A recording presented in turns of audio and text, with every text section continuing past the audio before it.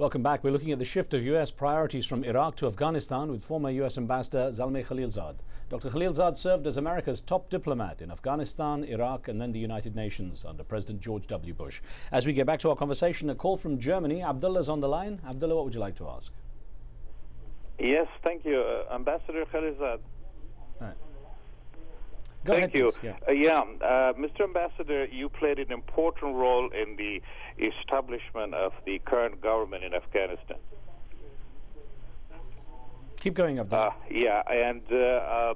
One of the reasons that the problems that is in Afghanistan now is the corruption and the poverty is having these former warlords included in the government. And we have many names that we can put forward to you, and you know, I'm sure all of them. Now that you're out of the Bush administration, what do you think should be the solution to help the Afghans get rid of these warlords and give the government back to the people of Afghanistan?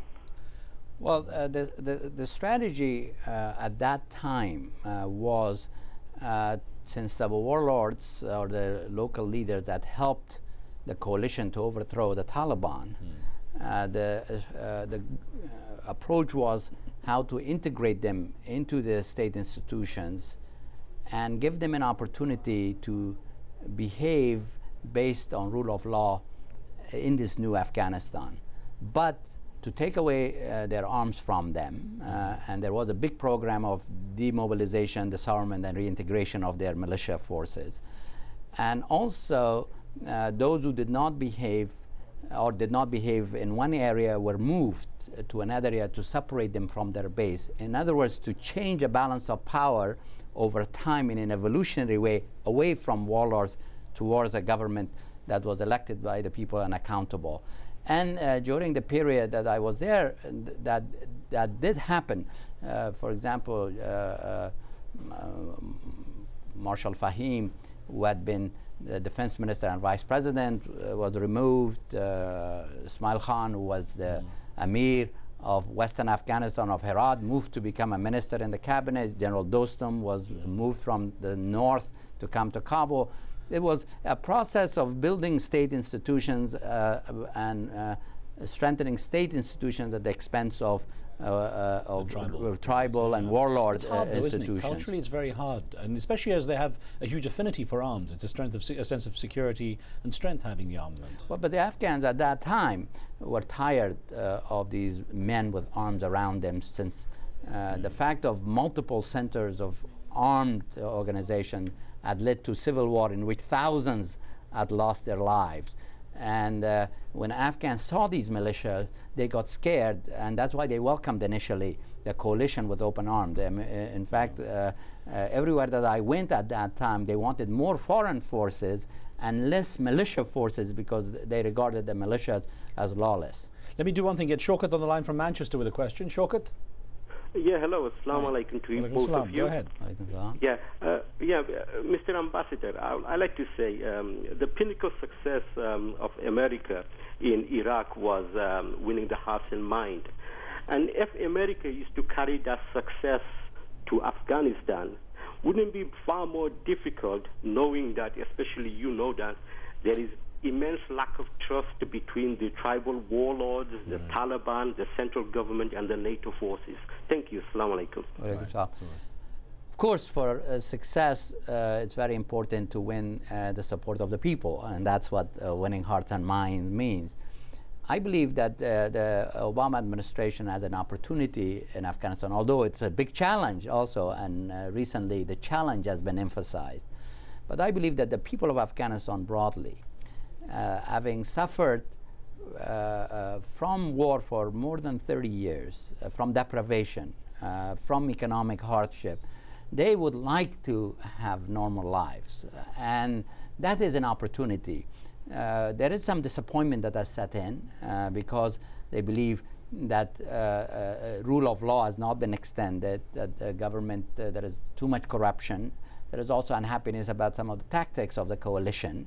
There has been also security has not been provided to the people, and therefore there is a moment that things can go either be pushed in the right direction or can go in the wrong direction. And I think with this new strategy, as long as it's comprehensive, as long as it's joint, as long as it takes the regional as well as the internal factors into account, there is an opportunity to improve things. If the people are so desperate for peace and normalcy, how is it that it's so easy for the insurgents to recruit? Well, one reason is that people are very poor. If, for example, I've had some friends from Kabul talk to me in the last week to say that there is a market where daily laborers go in order to be hired for work.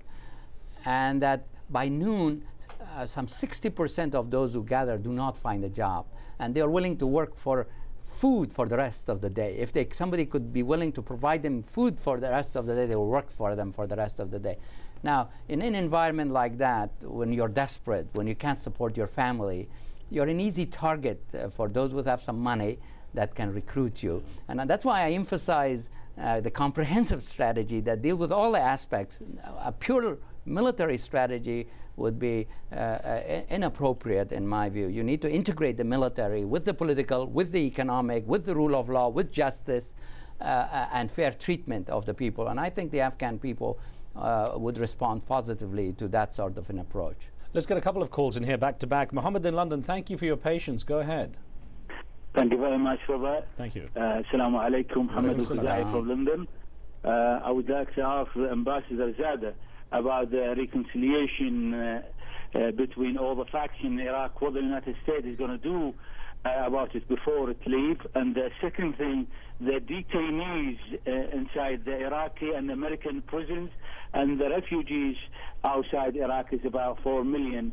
I would like the Ambassador Zada to comment on that one before the United States leaves. Okay. Iraq. This is the issue, the integrity and the unity of Iraq. Okay, Mohammed. We are worried about. Mohammed, I'm going to get a question. Mohammed, let me get an answer to your question. Let's get Faisal on the line from UK as well. Faisal, go ahead with your question. Very quickly, please. Assalamu alaikum to you and your guest, Mr. Khalilzad. I would like to ask the question, if America sends another 30,000 troops to Afghanistan, would the killing of civilians stop by sending more troops? Okay, that's a great straightforward question. Let's tackle that one very quickly first. Well, I think that part of the problem of the civilian losses, which are very, very regrettable, has been that there is not enough ground forces to go into an area, to search an area, and there has been an excessive, therefore, compensation because of lack of adequate ground forces to rely on air power. And air power is less discriminating, and when you go after someone who's threatening, you target a house, it's like cutting butter with a chainsaw, and you have the opportunity, therefore the risk sometimes that some innocent people can get caught in the process.